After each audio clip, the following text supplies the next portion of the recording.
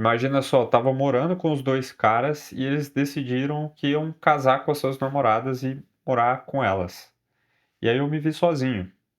E eu tinha 2 opções: ou eu voltava para casa dos meus pais, ou eu finalmente iria morar sozinho. Meu nome é Gustavo Borges, se ainda não me conhece, aqui no canal eu falo bastante sobre sair da casa dos pais, morar sozinho, e eu compartilho um pouco da minha experiência, né, do que aconteceu nesse processo quando eu passei por ele.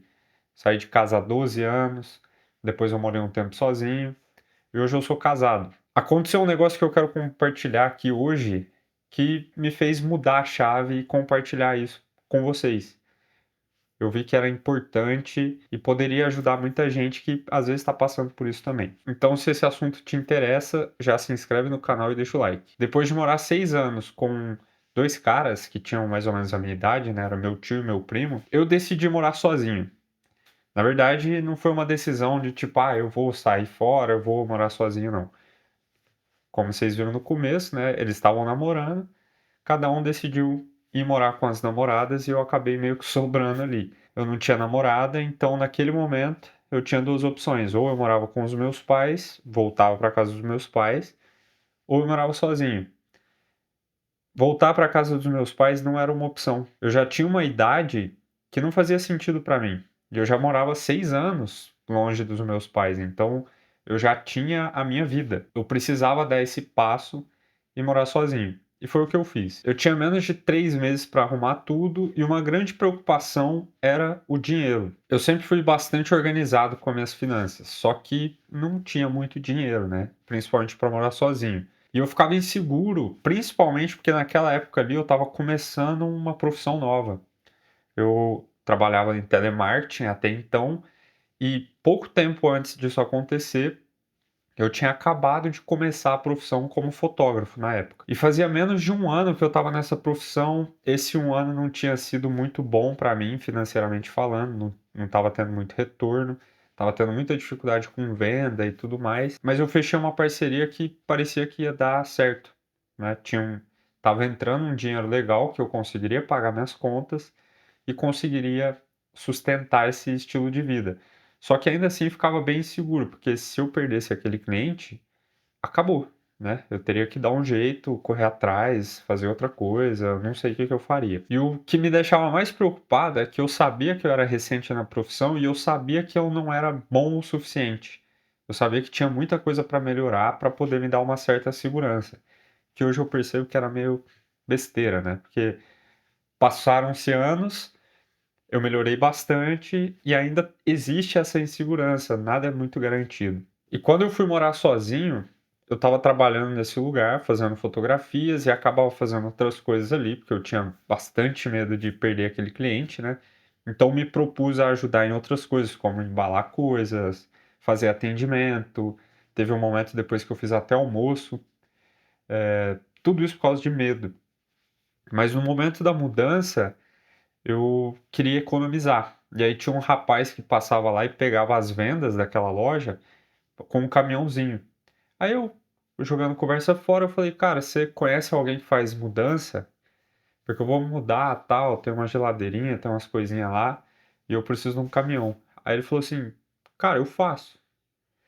Mas é o seguinte, eu faço, eu cobro tanto, e era bem mais barato do que a média da época, né? Por exemplo, na época o pessoal cobrava R$ 500 para fazer a mudança, ele falou que faria por 150 com uma condição, que eu carregasse e descarregasse o caminhão. Eu falei assim, ó, sozinho é foda, né? Eu vou precisar de ajuda de um cara, né? Ele falou, não, beleza. Aí eu expliquei pra ele, ele ia fazer a mudança do meu tio e minha no mesmo dia. E a gente ia carregar e descarregar o caminhão. E ter feito aquilo me deixou exausto no começo.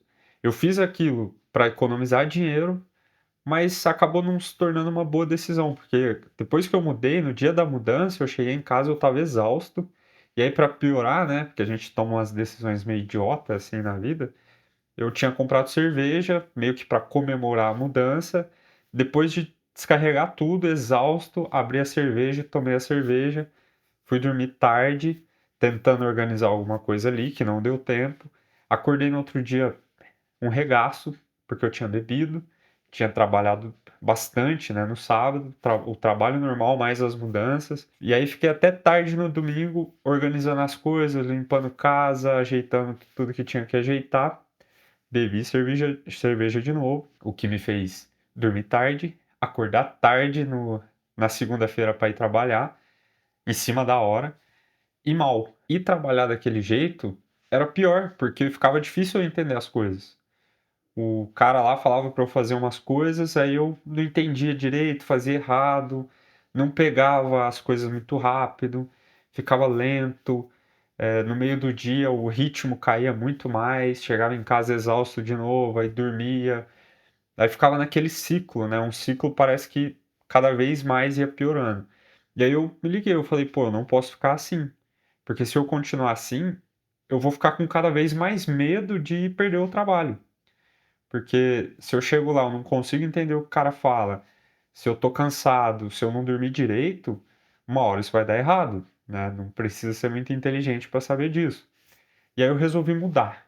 Eu falei, não, eu tenho que assumir a responsabilidade disso e mudar. E isso também aconteceu porque lá nesse trabalho aconteceu uma situação ali que eu fui proposto a fazer almoço. Aí eu falei, ah, tá bom. Com medo, né, também de ser mandado embora.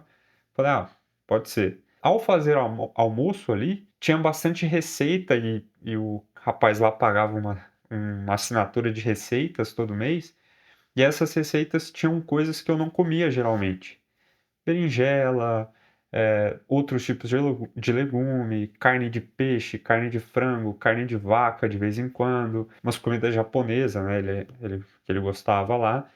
E isso foi me mostrando, né, que o meu corpo podia funcionar melhor. Eu falei: "Opa, espera aí, então se eu como diferente, né, se eu como desse jeito aqui, a coisa parece que dá uma melhorada". Quando eu comecei a fazer isso, parece que eu estava trabalhando melhor, eu estava conseguindo estudar, eu estava conseguindo entender melhor as coisas e até ter umas ideias do que fazer depois do trabalho. Chegava em casa, eu não ficava só perdendo tempo. Eu conseguia pegar outros trabalhos para fora, o que teoricamente me daria mais segurança. Só que aí chegou um dia, eu já estava ganhando um dinheiro ok, e quando eu falo dinheiro ok estava pagando as contas, estava sobrando um pouquinho para eu poder comer uma pizza de vez em quando, comprar um vinho desses mais baratos de vez em quando. E aí eu fiz isso, né? Comprei um vinho daqueles mais tranquilo, né? De 15, 16 reais. 10 reais na época, eu acho. Tomei uma taça de vinho e comi um chocolate e fui dormir. Só que aí quando eu deitei, meu coração começou. Tutuf, tutuf, tutuf, tutuf, tutuf, tutuf. Falei, vixe, agora é a hora. Tchau, né? Vou de arrasta aí.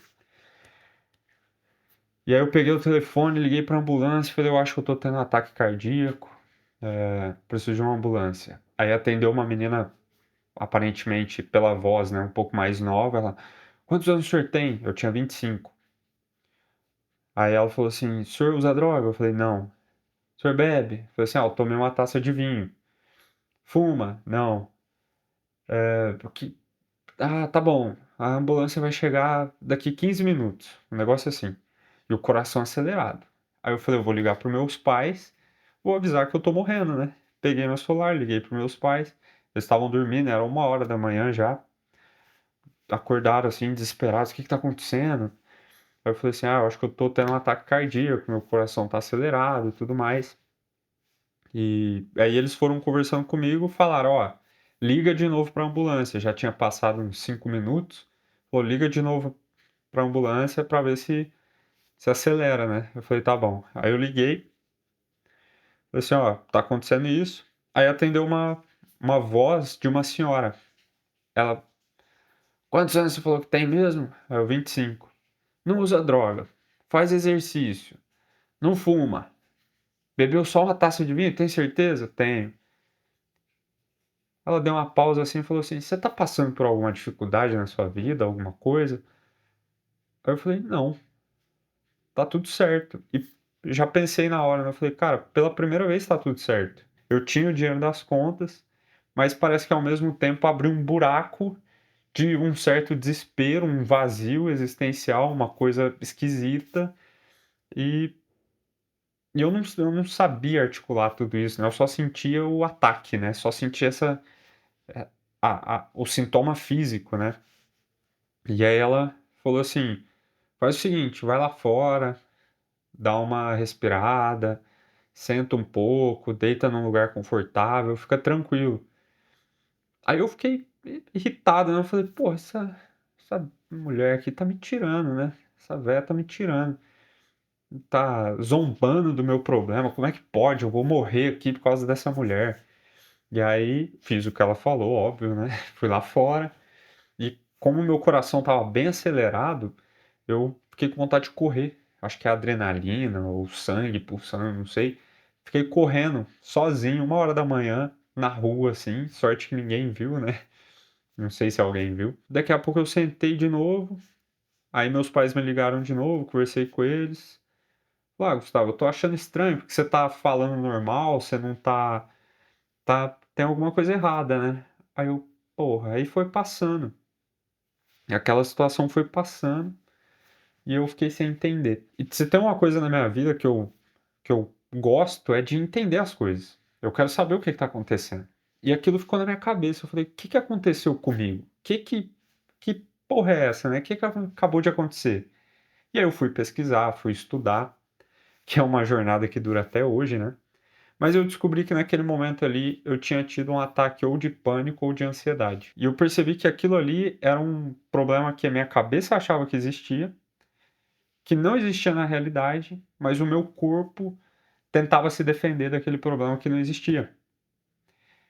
E aquele tópico, esse assunto, ele me interessou demais, assim, eu comecei a estudar, comecei a procurar, fiz vários cursos e naquele momento ali eu percebi que eu tinha que compartilhar tudo aquilo que eu estava aprendendo, porque era péssimo.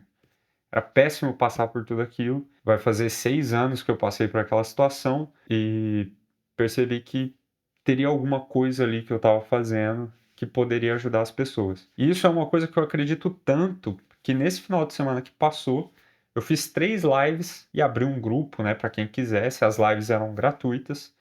Esse pessoal se inscreveu e estava lá comigo ao vivo durante essas 3 lives, sexta, sábado e domingo, onde eu fiz um resumão de tudo que eu aprendi nesses anos e eu tenho certeza que ajudou esse pessoal. Só que aí que aconteceu? Eu avisei aqui que as lives sairiam do ar, que ia ser uma coisa única, não sabia exatamente o que fazer, mas eu pretendia talvez vender elas. E eu sinceramente até falei aqui para minha esposa, eu falei, cara, se ninguém falar nada, eu não vou liberar não. Mas se tiver algum movimento, eu vou liberar essas lives, só que vai ter um custo. E o custo que eu defini é R$ 29,90. Então, se você quer assistir as lives que passaram, estão gravadas, e eu deixei o link aqui embaixo com o valor de R$ 29,90. Isso é uma coisa boa também, porque uma das coisas que eu aprendi na vida é que, principalmente depois de morar sozinho, é que você precisa se comprometer com a sua vida.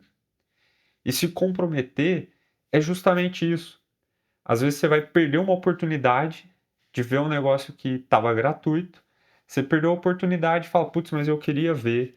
Eu mandei pergunta lá no grupo porque eu perdi, eu até me inscrevi, mas no dia eu não consegui ir, eu dormi até mais tarde porque algumas lives foram de manhã, não consegui participar. E tudo bem, beleza, né? Mas a vida é assim. Se você perdeu uma oportunidade, você vai ter que fazer outra coisa para conseguir aquilo. E é assim que funciona. Você precisa se comprometer. Você precisa, às vezes, tirar um valor do bolso. Você precisa trabalhar um pouco mais. Você precisa deixar de fazer algo que você gosta. E para mim, entender que eu precisava me comprometer me ajudou muito morando sozinho depois. Tanto é que depois eu adotei até um gato para me ajudar a me comprometer. Porque se eu sozinho não estava sendo suficiente, eu não estava cuidando de mim mesmo da forma que eu deveria, né? A falta de compromisso estava me deixando para baixo, estava me fazendo ficar sem sentido. E veio aquele medo, eu falei, pô, e se eu não, e se eu não conseguir dar ração? Porque eu sei que agora eu tô conseguindo me sustentar. Mas e se tudo der errado? E se eu perder o trabalho? E se? Eu falei, não, quer saber? E se acontecer, eu vou ter que fazer alguma coisa. Então, eu sei que adotar um gato é uma decisão que vai durar uns 20 anos, né? Que é mais ou menos o tempo que o gato vive, 17, 15, depende do gato, depende. Mas eu me comprometi. E a partir daquele momento ali, a coisa começou a virar. Então, se comprometer é isso. Se comprometer significa trabalhar para conquistar as coisas no mundo, fazer algo real que sai das ideias, do mundo das ideias. Porque ficar vivendo no mundo da fantasia, achando que é tal coisa ou achando que é tal bicho, não funciona. Uma hora isso vai dar errado. E o convite aqui é exatamente esse. Você entender que existe um mundo real na sua frente, entender que é possível sim fazer diferença e que é possível sim ter esperança de uma vida melhor.